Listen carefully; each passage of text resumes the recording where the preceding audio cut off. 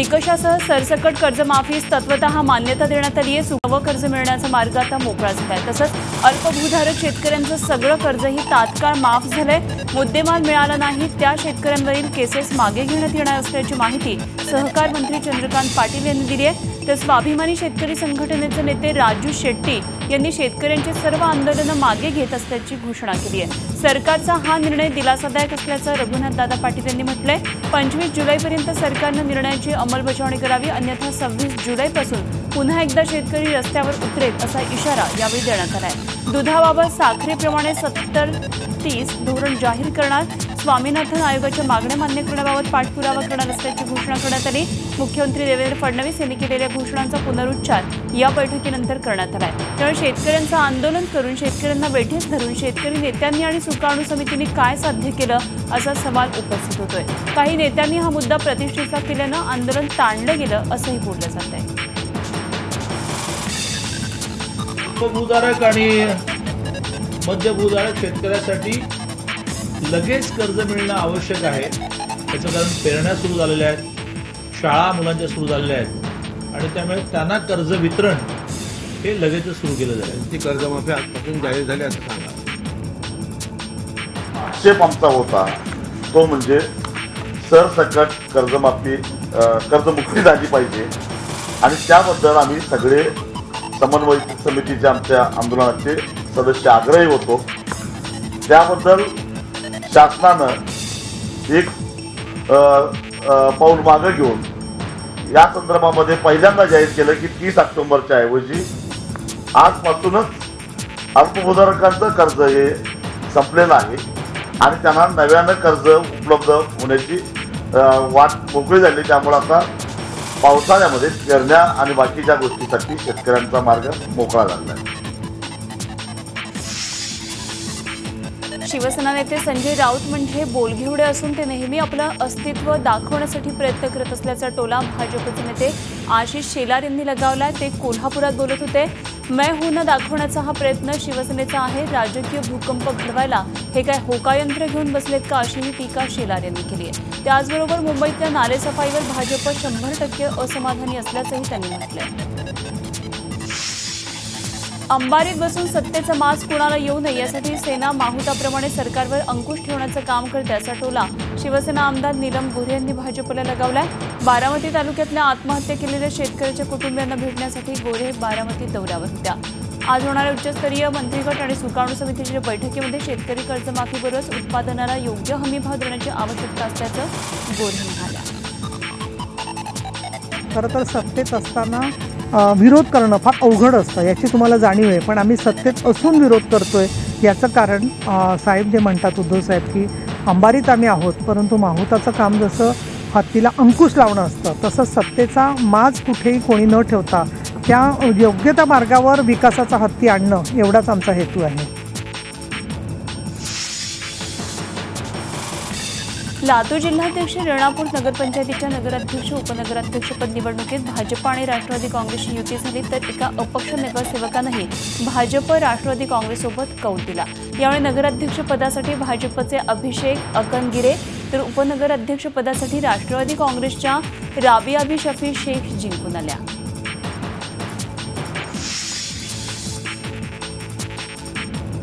पनवेल महापालिकेच्या नवीन इमारतीचं कामकाज सुरू असल्यामुळे पालिकेची पहिली महासभा पनवेलमधल्या वासुदेव बळवंत फडके नाट्यगृहात घेतली जाते।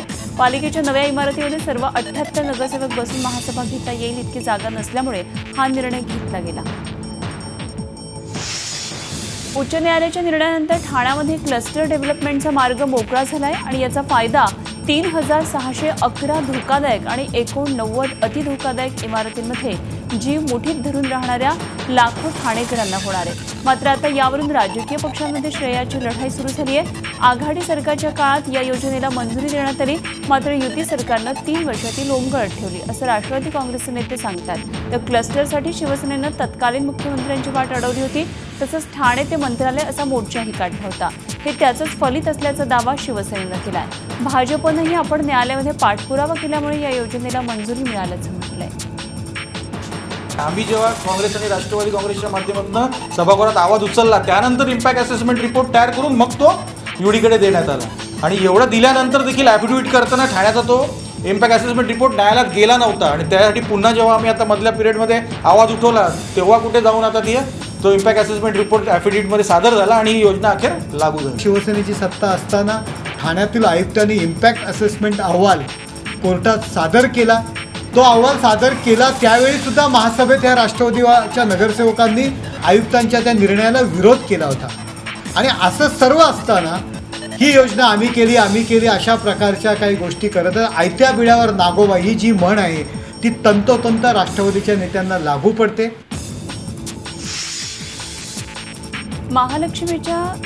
महालक्ष्मीच्या मूर्तीला घागरा चोळी नेसवल्यावरून भक्तांमध्ये संतापाची लाट पसरली. आता अंबाबाई भक्त मंडळ या प्रकरणी आक्रमक झाले. दरम्यान शहर डीवायएसपीचे जुना राजवाडा पोलीस स्टेशनमध्ये श्रीपूजक अजित ठाणेकर यांच्या विरोधात गुन्हा दाखल करण्यात आलाय. ठाणेकर यांनी घागरा भक्ताला परत देण्यासाठी 22,000 रुपये घेतल्याचा आरोपही अंबाबाई भक्त मंडळानं केला. याशिवाय महालक्ष्मी देवीच्या डोक्यावरचं नागचिन्ह हे श्रीपूजकानं खरबडून काढलं आणि त्याचे तुकडे देवस्थान समितीमध्ये असल्याचा आरोप या मंडळानं केलाय. महालक्ष्मी देवीला एका भक्तानं दिलेल्या घागरा चोळीचा देवीला साथ चढवण्यात आला आणि ही गोष्ट कळताच भक्तांमध्ये संताप व्यक्त केला जातोय. देवीची पूजा ही नेहमी साडीमध्ये असते, मात्र एका भक्ताच्या आग्रहास्तव पूजकानं देवीला दिलेला घागरा चोळी परिधान केला. श्रीपूजक ठाणेकर यांच्या विरुद्ध या प्रकरणी गुन्हा दाखल झाला असला तरी अन्य प्रकरणाबद्दलही भाविकांमध्ये संताप आहे. पनवेल महापालिका कार्यक्षेत्रातल्या मान्सूनपूर्व कामं पूर्ण झालेली आहेत. यंदा पनवेलमध्ये पाणी तुंबणार नसल्याचा दावा पालिका आयुक्त सुधाकर शिंदे यांनी केला आहे. दरवर्षी पावसाळ्यामध्ये पनवेलमध्ये मोठ्या प्रमाणात पाणी साचतं, त्यामुळे नागरिकांना मोठा त्रास सहन करावा लागतो. दरम्यान पनवेल महानगरपालिका झाल्यानंतर हा पहिलाच पावसाळा आहे. महापालिका आयुक्तांनी स्वतः लक्ष घालून नालेसफाई आणि मान्सूनपूर्व कामं करून घेतलेली आहेत, त्यामुळे यंदा पनवेलकरांची पावसाळ्यात होणाऱ्या त्रासापासून सुटका होईल असं पालिका आयुक्तांनी सांगितलं आहे. नवनिर्वाचित जे लोकप्रतिनिधी आमच्या पाहणी दौऱ्यात सामील होते, त्यांच्याही काही सूचना आणि त्यांचे काही मार्गदर्शन घेऊन आम्ही आपल्या कारवाईमध्ये काही चेंजेस केलेले आहेत. तर मला अशी पूर्ण अपेक्षा आहे की या आठवड्यापर्यंत मान्सूनपूर्व तयारीची सर्व कामे पूर्ण होतील आणि महानगरपालिका ही पावसाळ्याला फेस करण्यासाठी सुसज्ज राहील.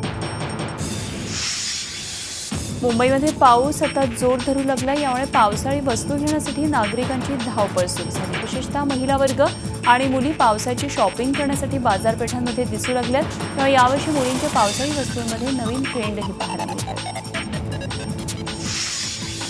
मुंबई बोरिवलीमध्ये महापालिकेच्या नालेसफाईचा पर्दाफाश झालाय. वेस्टर्न एक्सप्रेस हायवेलगत शांतीनगर डोंगरी परिसरात नालेसफाई झाली नसल्यानं नाले तुडुंब भरून वाहू लागले. त्यामुळे शेजारी असणारी दुकानं आणि घरामध्ये पाणी भरू लागले. मान्सूनपूर्व पावसाने परिस्थिती निर्माण झाली, त्यामुळे लवकरात लवकर इथल्या नागरिकांनी नालेसफाई करण्यात यावी अशी मागणी केली आहे. राज्यात गुरुवारपासून मान्सूननं हजेरी लावली, तर बहुतांश राज्यभर मान्सूनपूर्व पावसाच्या सरी पडून गेलेल्या आहेत. गेले 2 दिवस तळ कोकणात मान्सूननं आपला मुक्काम ठोकला, तर पुढच्या 48 तासात मुंबईच्या दिशेनं सरकेल असा अंदाज वेधशाळेनं दिला. मुंबईतही मान्सूनचा नसला तरी मान्सूनपूर्व पावसाच्या सरी बरसल्यानं वातावरणात गारवा निर्माण झालाय. मे हिटचा तडाखा कमी झाल्यानं पाऊस आला नसला तरी त्याची चाहूल मात्र सुखद करणारी आहे. मान्सूनची पुढची प्रगती मात्र धीम्या गतीनं असल्यानं कोकण सोडून आता उर्वरित महाराष्ट्राला मान्सूनच्या पावसाची प्रतीक्षा आहे. यवतमाळमध्ये वादळी वाऱ्यासह झालेल्या मान्सूनपूर्व पावसामुळे कहर माजला. या पावसाचा शेतकऱ्यांना मोठा फटका बसलाय. या पावसानं फळबागा उद्ध्वस्त झाल्यात. दारव्हा तालुक्यातल्या दत्तापूर निळवणामध्ये प्रवीण गायके यांची 2 एकरावरची केळीची बाग पूर्णतः उद्ध्वस्त झाली आहे. पारंपरिक पिकांना फाटा देत गायके यांनी सुमारे 2 लाखांचा खर्च केला आणि केळीचं पीक घेतलं, पण केळी विक्रीला आली आणि पावसानं घात केला. असा घात झालेले यवतमाळमध्ये प्रवीण एकटेच नाहीये, तर अनेक गावांमध्ये या पावसानं शेतकऱ्यांचं अशा प्रकारे प्रचंड नुकसान केलंय. जळगाव शहरासह काही तालुक्यात मध्यरात्रीपासून जोरदार पाऊस झाला. रात्री 11 वाजता सुमारास पावसाच्या हलक्या सरी कोसळल्या. त्यानंतर पहाटेपासून मात्र पावसानं अधिक जोर पकडला, त्यामुळे अनेक सखल भागात पाणी तुंबलं. पहिल्याच पावसात महापालिकेच्या नालेसफाईच्या कामाची पोलखोल झाली आहे, त्यामुळे नागरिकांची तारांबळ उडाली. जिल्ह्यातल्या भोकरदन आणि जाफराबाद तालुक्यातल्या रात्री झालेल्या उशिराच्या पावसामुळे भोकरदन इथल्या केळणा आणि जाफराबाद इथल्या पूर्णा नदीला मोठ्या प्रमाणात पाणी आलं, त्यामुळे पूरसदृश परिस्थिती निर्माण झाली. गेल्या 2 दिवसांपासून जाफराबाद आणि भोकरदन तालुक्यात पावसाची संततधार आहे. तर दोन्ही तालुक्यामधले नदी नाले तुडुंब भरून वाहत आहेत. जिल्ह्यामधल्या जालना, बदनापूर या तालुक्यात देखील पावसानं हजेरी लावली. त्यामुळे शेतकऱ्यांना पेरणीसाठी आधार मिळाला असून पेरणीनं देखील वेग घेतलाय. दरम्यान आतापर्यंत जिल्ह्यामध्ये 38 मिलीमीटर पावसाची नोंद करण्यात आली आहे. उन्हाळ्याच्या सुट्टीतला शेवटचा वीकेंड असल्यानं पर्यटकांनी रायगडच्या किनाऱ्यांवर गर्दी केली होती. मोठ्यांसह लहान मुलांनी समुद्रावर फिरण्याचा आनंद घेतला. मात्र सागरी पर्यटनाबरोबरच वर्षा पर्यटनही होईल या आशेनं आलेल्या पर्यटकांची मात्र निराशा झाली. मान्सून कोकणात दाखल झाल्याची बातमी ऐकून अनेक पर्यटक इथं आले. गेल्या 2 दिवसात रायगड जिल्ह्यात ढगाळ वातावरण असलं तरी पावसानं हजेरी न लावल्यानं पर्यटकांचा हिरमोड झाला. पर्यटकांना आता पावसाची प्रतीक्षा आहे. अहमदनगर जिल्ह्यात पावसानं चांगलंच झोडपून काढले. 2 दिवसांपूर्वी नेवासे शहराजवळ ओढ्याला पूर आलेला. यामध्ये अक्षय अशोक गवळी हा 22 वर्षाचा युवक वाहून गेला. तब्बल 42 तासांनी त्याचा मृतदेह शोधपथकाच्या हाती लागला. दुपारी अखेर अशोकचा मृतदेह सापडला. त्यामुळे परिसरात हळहळ व्यक्त होती. सातारा जिल्ह्यातल्या गेल्या 4 वर्षात कृषीपंपाच्या 12,677 वीज जोडण्या गेल्या काही वर्षांपासून रखडल्यात. या जोडण्या रखडल्याने शेतात पाणी असूनही पिकाला पाणी देता येत नाहीये. पिकाला पाणी नाही म्हणून उत्पन्न नाही आणि उत्पन्न नाही म्हणून पैसे नाहीत. किंवा कर्जाचे हप्तेही फेडता येत नाहीत. महावितरणच्या अधिकाऱ्यांकडे याबाबत विचारणा केली असता निधी नसल्याचं कारण अधिकाऱ्यांकडून पुढे केलं जातंय. अखेर संतापलेल्या शेतकऱ्यांनी आंदोलनाचा इशारा दिलाय. पुण्यामध्ये समलैंगिक संबंधांना पाठिंबा दर्शवण्यासाठी आणि समलैंगिक संबंधांना मान्यता मिळावी या मागणीसाठी रॅलीचं आयोजन करण्यात आलं होतं. समपथिक ट्रस्टच्या वतीनं आयोजित केलेल्या या रॅलीचं यंदाचं 7वं वर्ष होतं. या रॅलीमध्ये समलैंगिक जोडप्यासह अनेकांनी सहभाग नोंदवला होता.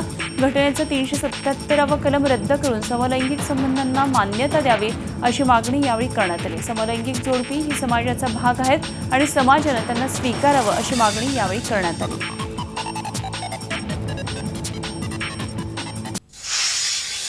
ज्येष्ठ शास्त्रीय गायिका प्रभा अत्रे यांच्या बंगल्यामध्ये चोरी झाल्याचा प्रकार उघडकीला आलाय. जंगली महाराज रस्त्यालगत अत्रे यांचा बंगला आहे. त्यांच्या बंगल्यामध्ये सध्या राहायला कुणीही नाहीये. अत्रे यांच्या संस्थेकडून तिथे नियमित शास्त्रीय संगीताचे कार्यक्रम घेतले जातात. बंगल्याच्या आवारामध्ये शिरलेल्या चोरट्यांनी तिथे ठेवलेले मोबाईल चोरून नेलेत. या प्रकरणी चोरीचा गुन्हा दाखल केला असून पोलीस सीसीटीव्ही कॅमेऱ्याची पडताळणी करतायत. माफिया डॉन अशी ओळख असलेल्या दिलीप ग्वालबांशी आणि त्यांच्या 4 साथीदारांविरोधात नागपूर पोलिसांनी अखेर मोक्का लावलाय. ग्वालबांशी आणि त्याच्या साथीदारांविरोधात धमकावणं, खंडणी, जमीन बळकावणं यासारखे गंभीर गुन्हे दाखल आहेत. दरम्यान ग्वालबांशी हा सध्या अटकेत आहे. ईश्वर सुप्रतकर, जितू स्वामी, प्रेम यादव आणि पप्पू यादव हे फरार आहेत. फरार आरोपींच्या शोधासाठी पोलिसांनी टीम रवाना केल्याची माहिती दिलेली आहे. मुख्य आरोपी आहे जो गँग लीडर आहे दिलीप शिवदास ग्वालवंशी आणि त्याचे इतर 4 त्यापैकी ईश्वर सुप्रेटकर, जितू स्वामी, प्रेम ग्वालवंशी आणि पप्पू यादव त्या इतर 4 साथीदारांविरुद्ध आपण हा गुन्हा दाखल केला MCOC कलम 3 अनुसार. आज त्याला आपण जी अप्रोप्रिएट अथॉरिटी आहे त्यांनी त्याला परमिशन दिलेली आहे आणि हा गुन्हा आपण ह्या आरोपीविरुद्ध ह्या गँगविरुद्ध आपण लावलेला आहे. अमरावती शहरातल्या एका कापड व्यावसायिकाला तब्बल 67 लाख रुपयांना गंडवणाऱ्या नायजेरियन टोळीचा गुन्हे शाखेनं सायबर सेलच्या मदतीनं पर्दाफाश केला. या टोळीतील 3घांना पोलिसांनी अटक केली. यामध्ये एका तरुणीचाही समावेश आहे. त्यांच्याकडून 18 मोबाईल, 3 इंटरनॅशनल सिम आणि 3 लॅपटॉप जप्त करण्यात आले. या अटकेमुळे आता फसवणुकीचे अनेक गुन्हे उघडकीला येण्याची शक्यता आहे. माईक फिलिप, अमेरिका फेवर इफासेनची ही दोघी नायजेरिया आणि स्नेहा देरकर उर्फ आदिती शर्मा अशी अटक करण्यात आलेल्या आरोपींची नावं आहेत. बारामतीपासून काही अंतरावर असलेल्या झारगडवाडीमध्ये अवैध धंदे आणि वेश्या व्यवसायाला ऊत आलाय. गावामधल्या पाण्याच्या टाकीखाली देहविक्री करणाऱ्या महिला राजरोसपणे उघड्यावर अश्लील चाळे करतात. तसंच त्यांच्याकडे येणाऱ्या गिऱ्हाईकांचा गावातील महिलांना त्रास होतोय. तसंच लहान मुलांवर याचा वाईट प्रभाव पडतोय. गावामध्ये हातभट्टी आणि देशी दारूचे गुत्थे उघड्यावर सुरू आहेत. या संदर्भात गावातल्या महिलांनी पोलीस आणि जिल्हाधिकारी यांना पत्रव्यवहार करून त्याकडे दुर्लक्ष केलं जातंय. पोलिसांना सर्व अवैध धंद्यांचा ठावठिकाणा माहीत असून देखील त्याकडे सोयीस्कररित्या दुर्लक्ष केलं जात असल्याचा आरोप केला जातोय. गावामध्ये सुरू असलेला हा प्रकार तात्काळ बंद करण्याची मागणी झारगडवाडीतल्या महिलांनी केली आहे. बीड जिल्हावासियांची पहाट आज 2 दुर्दैवी घटनांनी झाली. आष्टी तालुक्यामध्ये ट्रॅव्हल्सच्या बसला अपघात होऊन 9 जण ठार झाले तर दुसरीकडे गेवराई तालुक्यामध्ये सोनवाडी इथं बोटची गाडी पलटी होऊन 4 जण ठार झाले. मुंबईहून लातूरच्या दिशेने जाणाऱ्या खासगी बसला अपघात झाला. धानोऱ्याजवळ ही घटना घडली. त्यामुळे 9 जणांचा जागीच मृत्यू झाला तर 12 जण गंभीर जखमी झाले. कडा तालुक्यातल्या आष्टीजवळ धानोरा घाटात अहमदनगरहून बीडकडे जाणाऱ्या सागर ट्रॅव्हल्सच्या बसला हा अपघात झाला. चालकाचा ट्रॅव्हल्सवरचा ताबा सुटल्यानं बस एका अवघड वळणावर रस्ता सोडून उलटली. पहाटे 5:30च्या सुमारास हा अपघात झाला. धानोरा गावाच्या हद्दीमध्ये ती ट्रॅव्हल्स ड्रायव्हरचा कॉर्नरवरती ताबा सुटल्यामुळं ती बस बाजूच्या खड्ड्यामध्ये जाऊन पलटी झाली. तर या घटनेमध्ये आत्तापर्यंत 9 जणांचा मृत्यू झालेला आहे आणि 22 जणांवर उपचार सुरू आहे अहमदनगर सिव्हिल हॉस्पिटल येथे. जखमींची प्रकृती स्थिर आहे. त्याबाबत या ठिकाणी उपचार सुरू आहे. बुलढाण्यातल्या एसटी वर्कशॉपच्या छतावर पडून पंजाबराव वानखेडे नावाच्या मजुराचा मृत्यू झाला. छतावरचे पत्रे बदलण्याचं काम सुरू असताना ही दुर्घटना घडली. सुरक्षेची कोणती खबरदारी न बाळगता वानखेडे 70 फूट उंचीवरच्या छतावर चढले होते. नागपूरमध्ये उच्च दाबाच्या विजेचा तारेचा झटका लागल्यानं गंभीर जखमी झालेल्या 11 वर्षांच्या 2 जुळ्या भावांपैकी एकाचा शनिवारी मृत्यू झाला. मागच्या आठवड्यात नागपूरच्या सुगतनगर भागात राहणाऱ्या धार कुटुंबातल्या पियुष आणि प्रियांश या 2 भावांना उच्च दाबाच्या विजेचा तारेचा झटका लागला होता.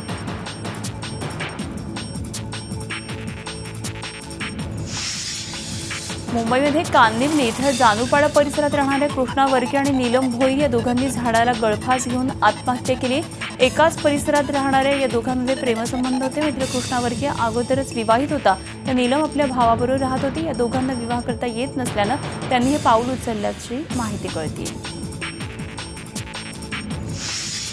लोणावळ्यातल्या सार्थक वागचौरे आणि श्रुती डुमरे हत्या प्रकरणाचा गूढ 2 महिन्यानंतर उकलले. पुणे ग्रामीण पोलिसांच्या स्थानिक गुन्हे शाखेनं या प्रकरणी दोघांना ताब्यात घेतलंय. ताब्यात घेण्यात आलेल्या आरोपींची नावं आसिफ शेख आणि सलीम शेख अशी आहेत. दोघेही नशेखोर असून किरकोळ पैशांसाठी ही हत्या करण्यात आल्याची कबुली आरोपींनी दिल्याचं समजते. लोणावळा आंबेघाली रस्त्यावर INS शिवाजी केंद्राजवळ हे मृतदेह आढळले होते. या हत्या प्रकरणाच्या तपासासाठी SIT स्थापन करण्यात आली होती. 7 अधिकाऱ्यांसह 25 कर्मचारी या तपास पथकात सहभागी झाले होते. या प्रकरणी सायबर तज्ज्ञांची मदत घेतली गेली. त्यासोबतच या खुनासंदर्भात पोलिसांना माहिती देणाऱ्याच 50,000 रुपयांचं बक्षीसही जाहीर करण्यात आलं होतं. वेगवेगळ्या स्तरावर करण्यात आलेल्या या तपासात खुनामागील वेगवेगळ्या शक्यता पडताळताना जवळपास 1.5 लाख फोन कॉल्स, मयत युवक आणि युवती यांचे मित्र, रेकॉर्डवरील गुन्हेगार, फोन कॉल्सवरील संशयित अशा जवळपास 2,000हून अधिक जणांची चौकशी केली होती. नाशिकच्या येवला तालुक्यातल्या राजापूर वनहद्दीतल्या कोळम जंगलात हरणांची शिकार करणाऱ्या टोळीतल्या एकाला ग्रामस्थांनी पकडले. इंडिगो CS गाडीतून 5 जणांची टोळी कोळममध्ये आली होती. त्यांनी झाडलेल्या गोळीमध्ये एका हरणाचा मृत्यू झाला. ग्रामस्थांनी या 5 शिकाऱ्यांचा पाठलाग करून त्यातल्या एकाला पकडून वन विभागाकडे सोपवलं. इतर 4 शिकारी मात्र फरार झाले. बेळगाव जिल्ह्यामध्ये मगरीची पिल्लं सापडली आहेत. 1-2 नव्हे तर तब्बल 22 पिल्लं सापडली आहेत. अथणी तालुक्यातल्या हल्याळ गावाजवळ कृष्णा नदीमध्ये पिल्लं सापडली. मच्छीमारांच्या जाळ्यामध्येही पिल्लं सापडली आणि त्यानंतर या परिसरात भीतीचं वातावरण आहे. ही पिल्लं सापडल्यानंतर नदीमध्ये शोध घेण्यात आला आणि त्यावेळी आणखी 6 अंडीही सापडली. JEEचा निकाल जाहीर झाला. या निकालामध्ये चंदीगडचा सर्वेश मेहतानी हा पहिल्या क्रमांकावर तर पुण्यामधला अक्षत चूगनं 2रा क्रमांक पटकावलाय. तर दिल्लीचा अनन्य अग्रवाल देशात 3रा आलाय. देशामध्ये 20वा आलेला राहुल भारद्वाज हा मुंबईमध्ये टॉपर ठरलाय. नवी मुंबईमधून श्राव्या दिवालपल्ली आणि ठाण्याच्या अनिश कुलकर्णी 752वी आली. तैयारी बहुत की थी तो बहुत खुशी हुई. 4 साल मेहनत की थी, उसका फल मिला है अभी, तो आई एम रियली हैप्पी. अभी जो ब्रांच चाहिए वो मिल जाए आगे. मेरे हिसाब से ये बस अपने मेरे लाइफ की अलग एक अनदर फेज़ की शुरुआत है, तो आगे जो है उस पर ध्यान देना है मेरे को भी. ब्रांच पहले देख लेता हूँ. मैं IIT बॉम्बे में CS लेना चाहता हूँ, तो वही मिल जाए तो उसमें आगे बढ़ने की कोशिश करूँगा. झी 24 तास रहा एक पाऊल पुढे.